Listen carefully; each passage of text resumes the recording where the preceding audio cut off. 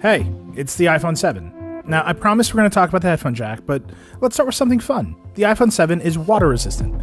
It's not quite as water resistant as Samsung's phones, but it's still not going to freak out if you get it wet, and that's awesome. The new iPhone 7 and 7 Plus look more or less exactly like the iPhone 6 and 6 Plus from 2014. There are some small differences like stereo speakers, tweaked antenna lines, and a bigger camera bump, but the biggest change in the new iPhone is the removal of the headphone jack.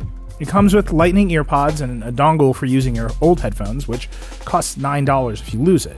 Apple's forcing a big change by taking away the headphone jack, and the ecosystem around that change is pretty immature.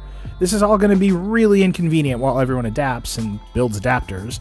Apple's also pushing wireless audio really hard, and I got to try out a pre-production set of AirPods, the new wireless earbuds. I can't review them since they're prototypes, but they worked pretty well, even though every single person I showed them to thought the case looked like dental floss.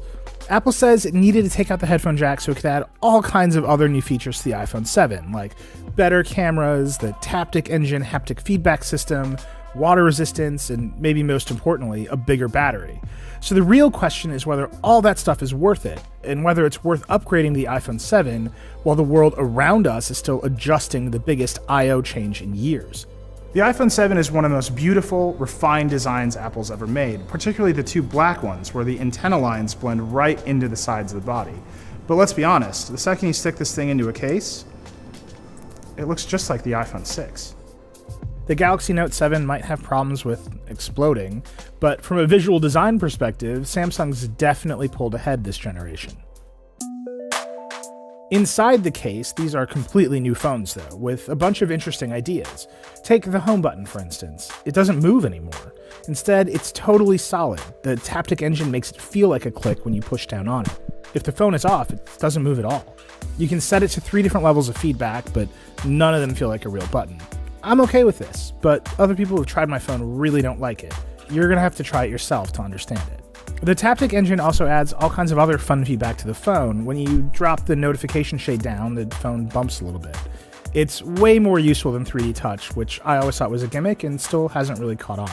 The iPhone 7 and 7 Plus also have the new A10 Fusion processor. It's fast, but it wasn't noticeably faster than my iPhone 6s Plus during my boring day-to-day use. I'm sure high-end games and other apps will eventually take advantage of this new processor, but that'll take some time. The real news with the A10 Fusion is that it has 4 cores, 2 of which are special low-power cores. That means the phone can use less power and you're not stressing it, saving battery life. In about a week of use, I got 8 to 10 hours a day of battery life with the iPhone 7 and about 10 to 12 hours of battery life with the 7 Plus. That's pretty much what Apple claims, but depending on how much you use your phone during the day, it could be just the same as the 6S. The other big news of the iPhone 7 is the improved camera. It's an improvement over the 6S, but it is not a huge leap, and it's about the same as the Galaxy S7. The front camera on both new iPhones has been upgraded to a 7-megapixel sensor, while the rear camera on the regular iPhone 7 has a faster f1.8 lens and optical image stabilization, both of which improve low-light performance. And the 7 Plus has a radical dual camera system on the back with 2 12-megapixel shooters, a wide-angle lens and a telephoto lens. The 2 cameras work together as a single system so you can smoothly zoom from 1x to 10x, and eventually Apple will enable some fancy depth tricks that'll blur the background like a much fancier camera. Here's the thing, the camera is only a little bit better. Day to day, you might not notice it, but at the edges of performance, in low light with extreme detail, it is noticeably better. The major tells are that the 7's wider aperture lens leads to a slightly softer background, and colors are a little bit more vibrant straight off the camera. And where you'll really see that increased vibrancy is on the iPhone 7 screen, which can display a much wider range of colors than the 6S. It's very noticeable. Not only is the screen warmer than the 6S display, but photos look amazing on it. You can definitely tell a 7 photo apart from the 6S when you look at them on the 7. Other phones with dual cameras, like the Honor 8, let you do very impressive focus tricks. Apple says a forthcoming software update will enable a similar depth effect for portraits.